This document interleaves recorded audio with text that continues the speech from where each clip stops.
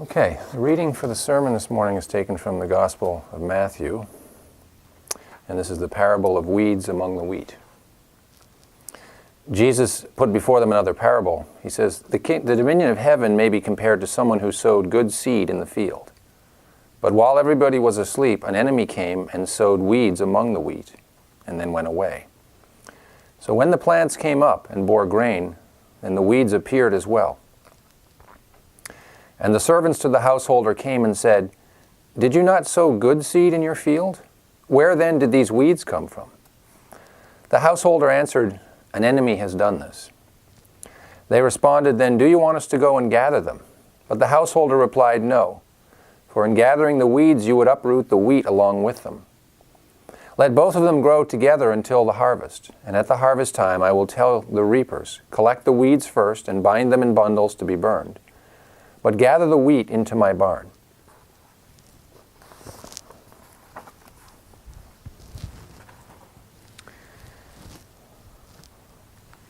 Many of you are familiar with this passage, and there's always the easy interpretation, which is there are the weeds of society, the people who will not fare out well at the end of their lives, and then there are the wheat. And of course, if you're sitting in a church service, you go, well, obviously I'm one of the wheat, because I wouldn't be in church if I wasn't a wheat.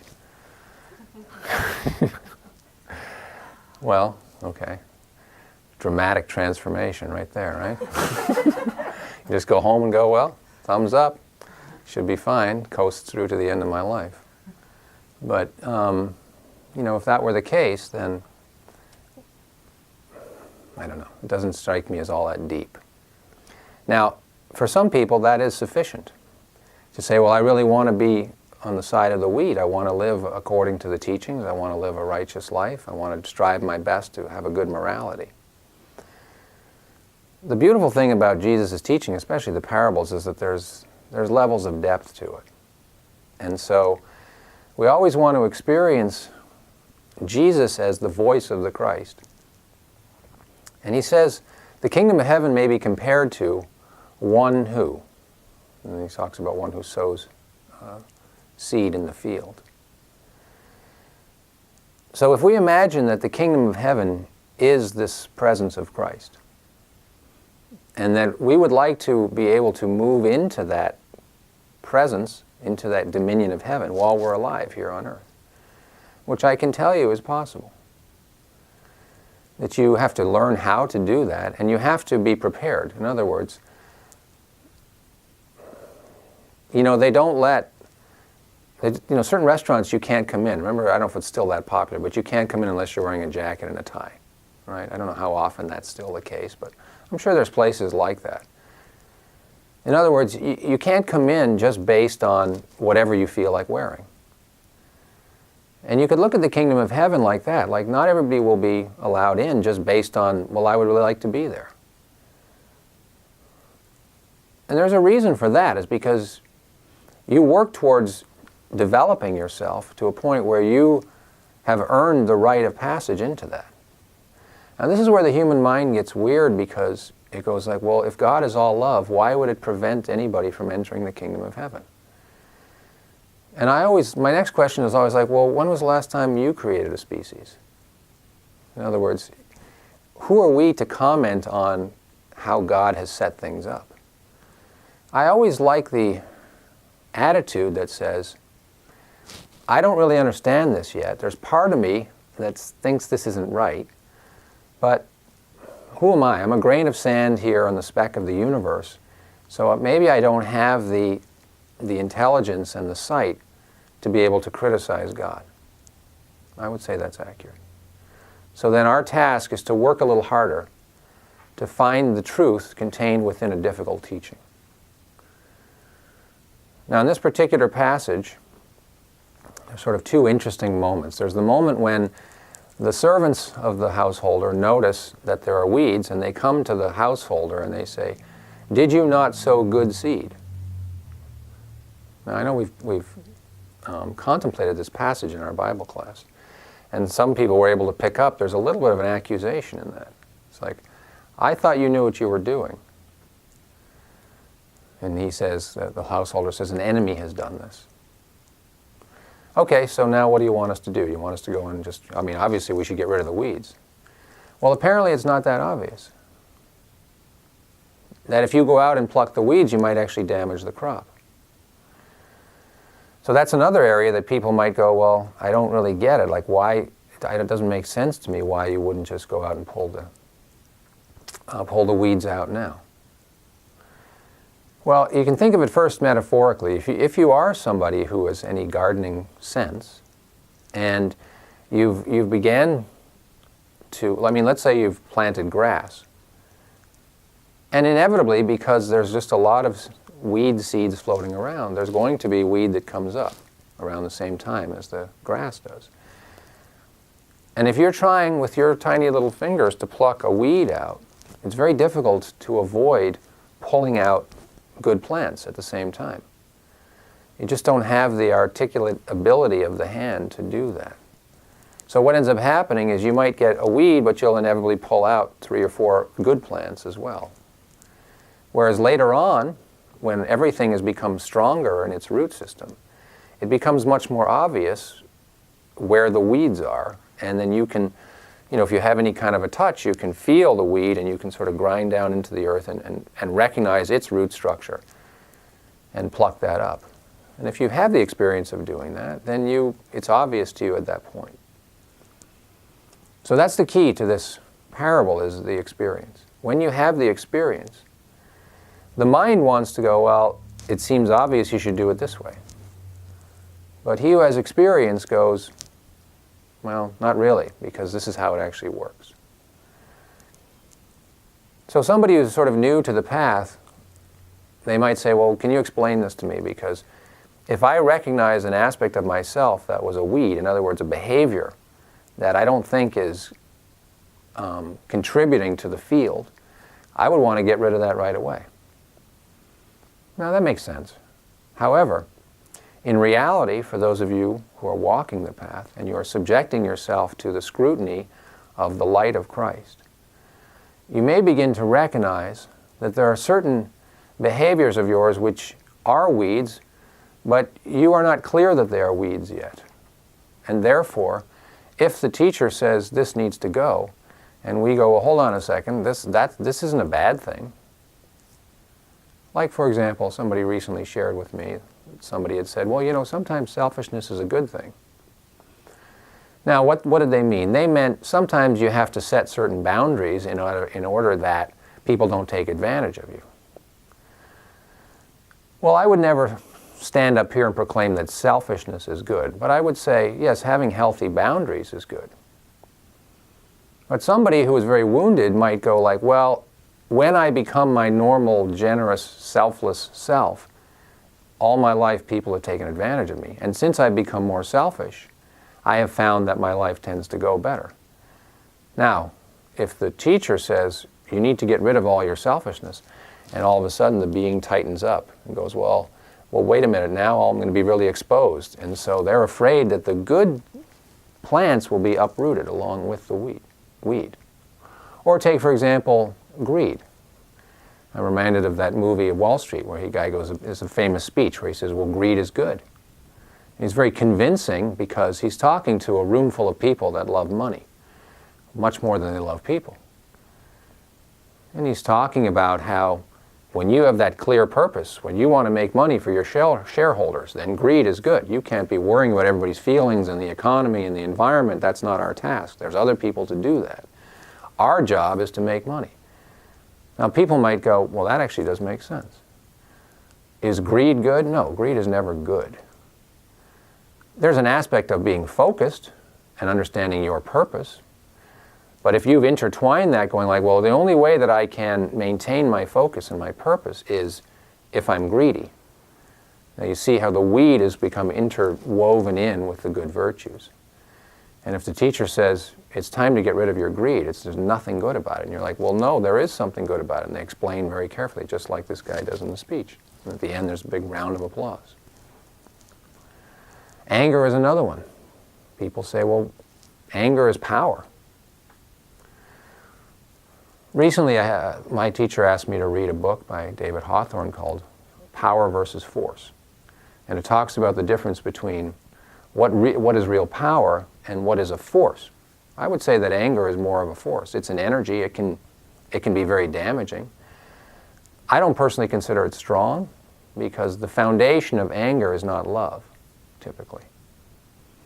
Now, some people might go, well, I'm able to take my anger and direct it in positive ways. So if you're saying you don't want me to use my anger as a form of power, now they go like, well, I don't know if I can really do this path. Because when I relinquish my anger, everybody walks all over me. So you see that the individual has a tendency to not be able to read at certain levels. They can't read when the teacher says you need to let this go. And they go like, but somehow this works for me. So the Christ within goes, no, we're not going to try to uproot these weeds right now. We're going to wait until the harvest. And at the harvest time, things will be more evident. Because when you do let weeds grow, in short order, they become obviously much uglier than the good plants. And it's easier to uproot them. And it's easier to see that they don't actually contribute. Now we're coming up on Easter. And Easter, I want you to think of that as one harvest, because we're doing this work through Lent in order that God would grant us the miracle of a resurrected consciousness into the consciousness of Christ, into the consciousness of what is, meaning I see things without the embellishment of my fears, without the embellishment of my ego. Now when you see things as they are, you see the good and you see the bad in everything. And that's the perspective of God. Then we choose where we're going to invest our focus. Christ consciousness is not, I see flowers and zippity-doo-dah and all this kind of stuff. I don't just see good things. I mean, I see everything as it is. But I don't have the emotional reactions that I used to. And even if I do still find myself deeply saddened by the hardness of heart of humanity, I don't take that out on other people. I don't withdraw from other people. I don't righteously try to proclaim how wrong they are. I don't experience God doing that. Not unless I say in my prayers and to my teacher and to the Christ within, please admonish me when I'm off, which actually I do say because I do want to know that.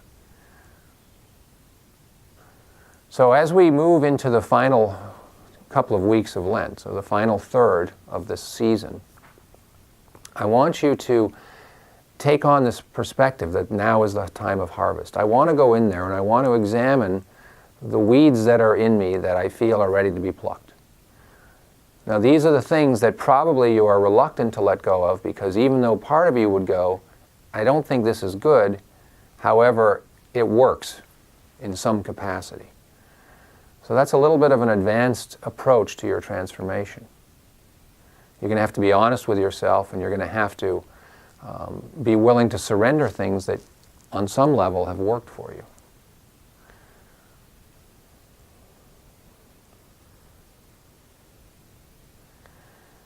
So let that be a task for this week, so that you would do everything in your power to prepare for this Easter. So that on the morning when we meet here in a couple of weeks, and we have fasted, so that we sort of accentuate that feeling of having given everything, and we come and we celebrate the resurrection, that you have done everything in your power to call forth that miracle. You have gone in there and you've weeded out those things to the best of your ability. Now let's also be realistic. You can weed your garden perfectly, and 3 weeks later there's new weeds coming up. So don't be too hard on yourself, because that's just the nature of this planet right now. You know, briefly I want to talk about this idea that an enemy has done this. This is another place where, if you don't really know what that means, your mind will have a tendency to fill it in a way that works for you. When you have experience with things of the darkness, then there's no denying that it's real. We're not afraid of it, but we are aware of it. And so there is an aspect where the landowner represents the Christ. The field now is your soul. And there are seeds that are planted by the Christ in your soul. When you come to a place like this 3 times a week, Sunday service, Bible class, communion, whatever, wisdom school, there are constantly seeds that are being thrown out, and they are entering into your subconscious. And are you nurturing them? Are you allowing them to grow? I believe that you are. Otherwise, you wouldn't be coming back here. At the same time, as you move through the world, people are spouting out complaints and negativity and angst and depressive kind of ideas and very violent and exciting ways to hurt and torture people. You know, when I say exciting, because the world is excited about that. Those are the seeds of the enemy that are trying to get lodged in you, to try to make you go, this is not a safe world, and you got to do everything for yourself. And if you don't have a ton of money, forget it. And if you don't have the most beautiful body, then forget it, and all this kind of garbage. That just creates misery. So I want you to be vigilant to the degree to which you are receptive to the weeds of the enemy that are trying to be planted.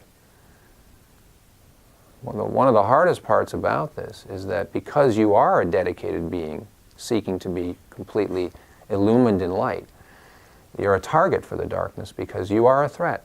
Because the more that you get cleaned up, the more you are able to be an advocate for the light, which means the ripples of your being will affect more and more people.